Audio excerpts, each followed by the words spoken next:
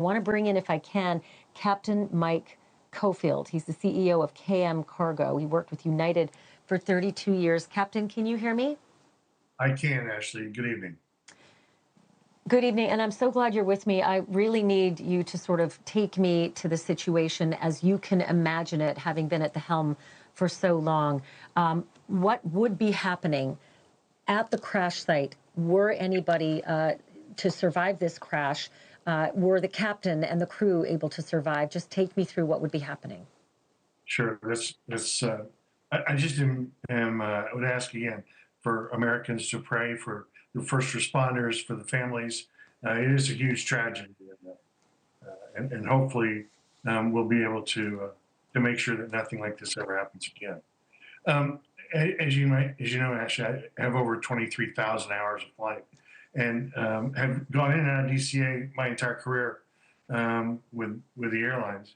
This approach comes down from the south. It starts up at the Naval Observatory and runs down the Potomac River, makes 4 turns and 4 descents until you make a final descent at around 400 feet.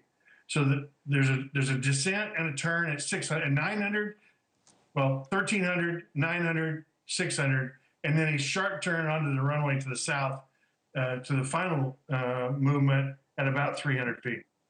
That would have been the approach they've used today. It was clear. It's called the Mount Vernon. I mean, correction. It's called the river visual approach, and that's the approach these folks will use this evening. I never let somebody who hasn't done it without walking through it with them. You don't just do this approach as it's one of the most challenging approaches in the country. The runway is fairly short for an RJ700, even in that case it is. The interesting thing about the helicopter, the Blackhawk probably has, and your other folks who reported this, that's a VIP visual flight rules route up the Potomac for special military aircraft.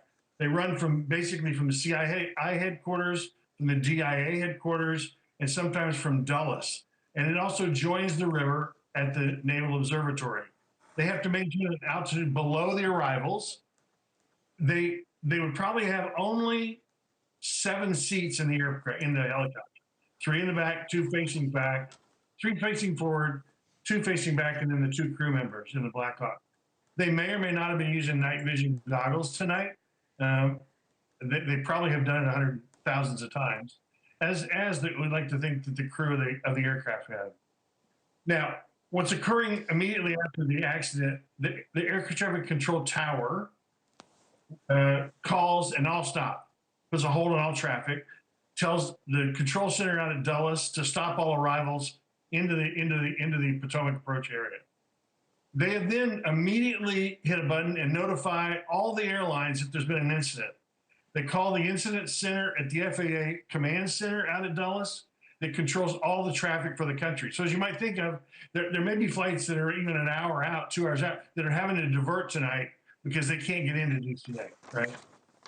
Then what's going to happen is they're going to, fortunately, the new Secretary of Transportation, Sean Duffy, has been already notified and has established an emergency management protocol.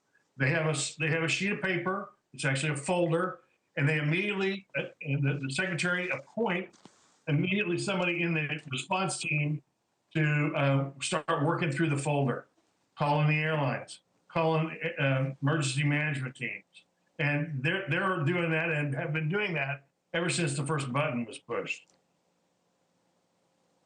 When that first button was pushed, that's what I want to know. What's happening? Like I said, if the pilot and the crew survived the crash, what would be happening to get people out of the and it's such a variable, right? Because we don't know if the plane went under, we don't know if it's a Captain Sully situation where there was flotsam that they could hang on to. But get me there. Okay, I think one of the realities, and that's unfortunate too, that at 375 feet, if you're hit at 375 feet doing 136 knots is what was reported, which I think you reported, which is really about 150 miles an hour.